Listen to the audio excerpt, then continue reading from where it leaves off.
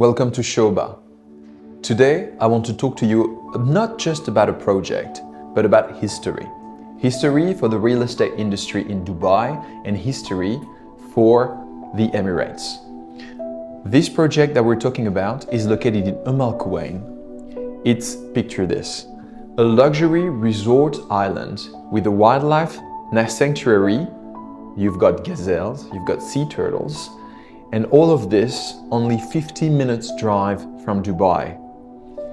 Starting price for this opportunity, a sea-facing villa, 2,180 dirham per square feet. Discover Sinai Island, a 90 million square feet luxury resort island exclusive to Sobha. Now, in this island you will find two luxury resorts, 5-star no less. You have a wildlife sanctuary right outside your doorstep, and you will be able to do some bird watching, some gazelle watching if you want to, some turtles watching. Of course, you have also this natural island feeling to it. White sand, blue waters. Enjoy waterfront living right outside your villa at Sinai Island. Starting price for a 4-bedroom villas, 10.5 million.